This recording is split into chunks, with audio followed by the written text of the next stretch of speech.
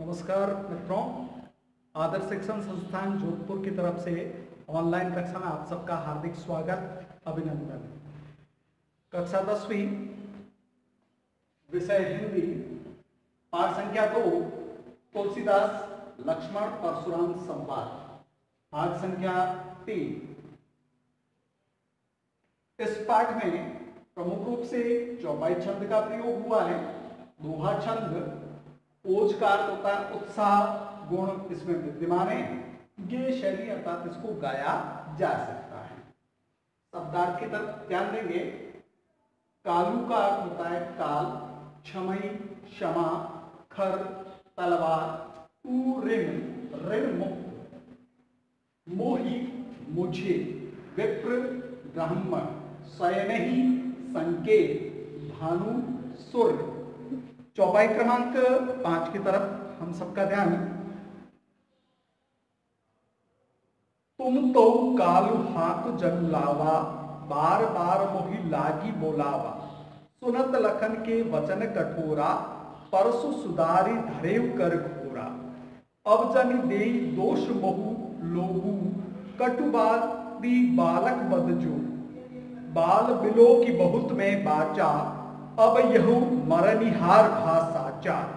कौशिक कहा क्षमई अपराधु, बाल दोष गुण गणहीन साधु। खर कुठार में अकरुण को ही, आगे अपराधी गुरुद्रोही। उत्तर देत छोड़ऊ बिनु मारे, केवल कौशिक सील तुम्हारे।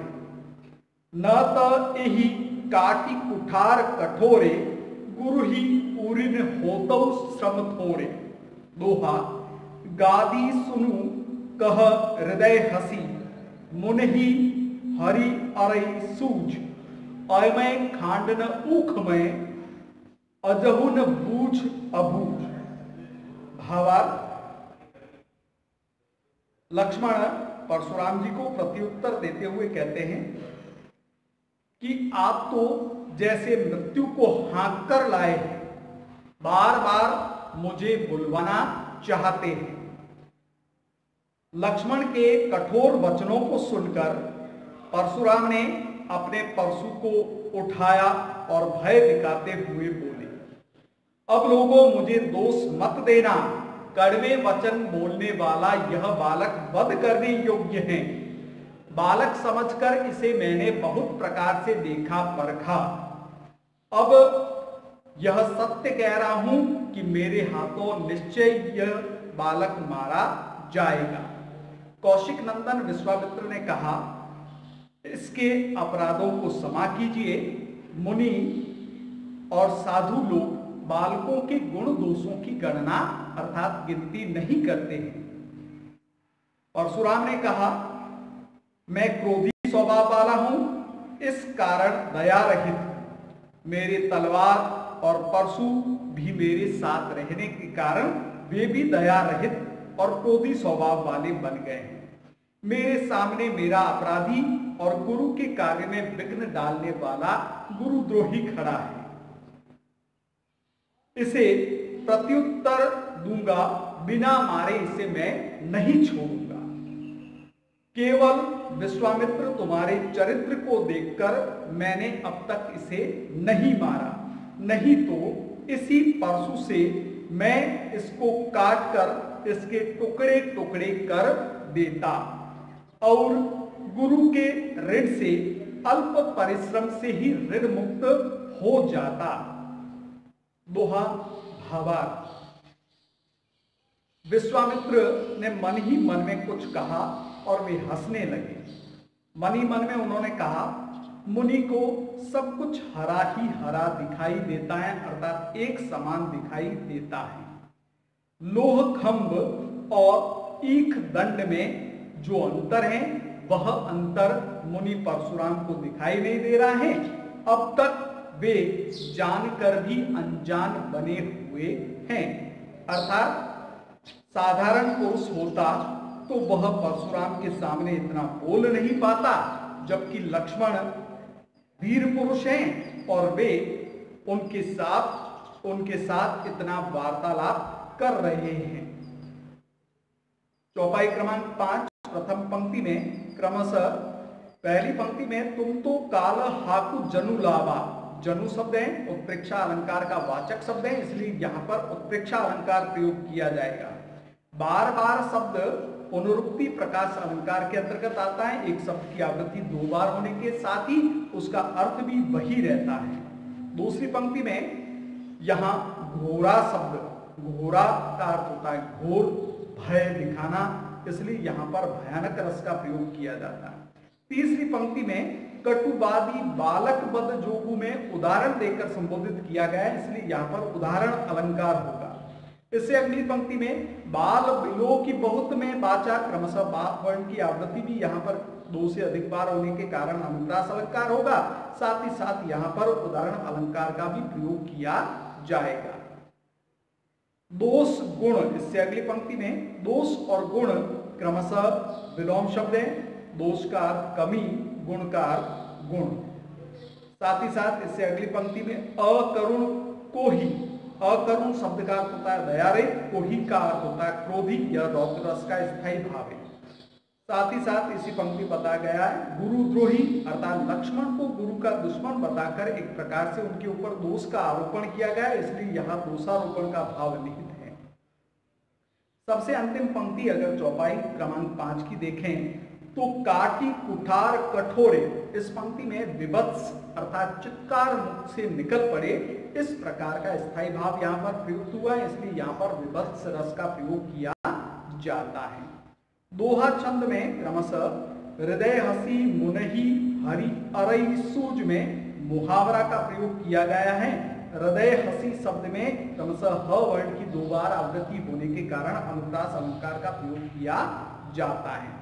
बूझ अबूझ, जानकर भी अनजान बनना अर्थात अनभिज्ञता का भाव यहाँ पर प्रयुक्त हुआ है। चौपाई क्रमांक 6 की तरफ ध्यान। कहे लखन मुनि सील तुम्हारा, को नहीं जान विदित संसार, मात पितई उरिन भयनी के, गुरु रिनु रहा सोचु बड़ जी के, सो जन्म हमरे माथे काढ़ा, दिन चल गए ब्याज बड़ बाढ़ा। अब आने व्यवहारिया बोली, तुरंत देव में हेली खोली, सुनी कटु वचन कुठारु सुधारा, हाय हाय सब सभा पुकारा। भृगुबर परसु दिखावो मोई, विप्र विचारी बचेउ नृप दोही। मिले न कबहु सुबट रण गाढ़े, द्विज देवता गरही के बाढ़े। अनुचित कही सब लोग पुकारे, रघुपति सह नहीं लखन निवारे। दोहा लखन उत्तर आहुसी सरिस, भृगुबर कोपु कृशानु, बढ़त देखि जल सम वचन, बोले रघुकुल भानु। भावार्थ चौपाई क्रमांक 6। लक्ष्मण ने मुनि परशुराम से कहा, मैंने आपके चरित्र को जान लिया है। ऐसा कौन सा इस विश्व में अर्थात इस संसार में प्राणी है जो आपके चरित्र को नहीं जानता।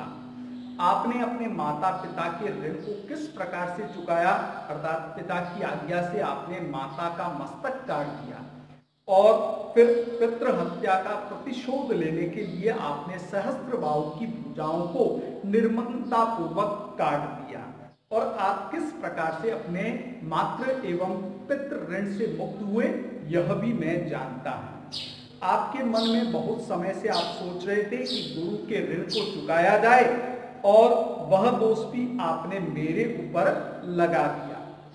बहुत दिन व्यतीत हो गए और अब आप उस ब्याज को लेने के लिए यहाँ पर पधारे हैं और यहाँ आकर भी अब आप व्यवहारिक अर्थात व्यापारियों वाली भाषा में बोल रहे हैं कि तुम तुरंत मुझे मेरा ब्याज एवं मूलधन दे दो, मैंने अपनी थैली खोल दी है। लक्ष्मण के कड़वे वचनों को सुनकर परशुराम ने अपने परशु को उठाया, तभी सभी सभाजन बचाओ बचाओ कहकर पुकारने लगे। परशुराम ने परशु दिखाया और उन्होंने लक्ष्मण से कहा, ब्राह्मण समझकर जो कुछ सोच रहे थे तुम, अब उससे बचने का प्रयास करो राजकुमार। इस प्रकार के योद्धा अर्थात एक वाक चातुर्य में प्रवीण जो लक्ष्मण थे, जो विवाद वत्सल थे, और साथ ही साथ परशुराम जो क्रोधी स्वभाव के, उग्र स्वभाव के एवं अहंकारी पुरुष थे। इस प्रकार के योद्धा कभी भी युद्ध क्षेत्र में आमने सामने नहीं मिले थे। लक्ष्मण ने परशुराम से कहा, ब्राह्मण देवता आप घर में ही बड़े हैं। उनकी बातों को सुनकर सभी लोगों ने कहा यह बात अनुचित है, अतः लक्ष्मण तुम्हारी यह बात ठीक नहीं है। राम ने लक्ष्मण की तरफ नेत्रों से संकेत किया और लक्ष्मण को पीछे हटने के लिए कहा। दोहा भावा, लक्ष्मण के उत्तर आहुति के समान थे। परशुराम का क्रोध अग्नि के समान था। आग को बढ़ता हुआ देखकर रघुकुल के सूर्य श्री राम जल के समान वचन बोलने लगे। चौपाई क्रमांक 6, प्रथम पंक्ति में व्यंग्योक्ति का व्यंग्योक्ति अलंकार का प्रयोग किया गया है। द्वितीय पंक्ति में भी व्यंग्योक्ति अलंकार का प्रयोग किया गया है। द्वितीय पंक्ति प्रथम एवं द्वितीय शब्द को अगर देखा जाए, माता पितहि, माता और पिता, यहाँ पर द्वंद्व समास का प्रयोग किया गया है। तृतीय पंक्ति में सो जन्म हमरे ही माथे काटा, यहाँ पर दोषारोपण का भाव है। लक्ष्मण निर्दोष होते हुए भी परशुराम के दृष्टिकोण से दोषी बन गए हैं। ब्याज बड़ बाड़ा में क्रमशः ब वर्ण की 3 बार आवृत्ति होने के कारण अनुप्रास अलंकार का प्रयोग किया जाता है। अब आनी व्यवहारी बोली तुरंत देव में थैली खोली पंक्ति में व्यंग्योक्ति अर्थात व्यंग्य कसा गया है लक्ष्मण के माध्यम से, इसलिए यहाँ पर व्यंग्योक्ति अलंकार का प्रयोग किया जाता है। सुनी कटु वचन कुठार सुधारा अर्थात यहाँ पर क्रोधित होकर परशु को उठाया गया है, इसलिए यहाँ पर रौद्र रस का प्रयोग किया जाता है। हाय हाय शब्द में पुनरुक्ति प्रकाश अलंकार का प्रयोग किया जाता है, क्योंकि वही शब्द 2 बार प्रयुक्त हुआ है और उसका अर्थ भी यथावत रहता है, जिसमें किसी प्रकार का कोई परिवर्तन नहीं होता है। परश भृगुबर परशु दिखाओ मोही, विप्र विचारी बचेऊ नृप दोही। क्रमशः यहाँ पर नृप दोही अर्थात राजाओं एवं राजकुमारों का दुश्मन बताया गया है, तो एक प्रकार से यहाँ पर इनका क्रोध भी प्रकट होता है और साथ ही साथ परशु उठाने का जो भाव है वह भय दिखाने का भाव होने के कारण यहाँ पर भयानक रस का प्रयोग किया जाता है। मिलेन कबहु सुबड रण घाटे, द्विज देवता गरही के बाड़े, यहाँ पर उदाहरण अलंकार का प्रयोग किया गया है। सयन ही शब्द का अर्थ होता है संकेत। दोहा छंद में क्रमशः कोपू शब्द का अर्थ होता है कोप, कोप का अर्थ होता है क्रोध। यहाँ पर रौद्र रस का यह स्थायी भाव है क्रोध। ठीक उसी प्रकार इससे अगली पंक्ति में बढ़त देखी जल समवचन, जल के समान अर्थात जल अग्नि को शांत करता है, इसलिए यहाँ पर शांत रस का प्रयोग किया जाता है। रघुकुल भानु, यह राम को भानु अर्थात सूर्य की उपमा दी गई है और उपमा के चारों अंग यहाँ पर विद्यमान होने के कारण यहाँ पर पूर्णोपा अलंकार का प्रयोग किया जाता है। गृह कार्य की तरफ अपना ध्यान है। गृह कार्य क्रमांक 5, प्रश्न संख्या 1, परशुराम ने क्या कहकर लक्ष्मण को मारने के लिए परशु उठाया। प्रश्न संख्या 2, लक्ष्मण, परशुराम और राम के वचन किसके समान थे। आज के लिए इतना, धन्यवाद।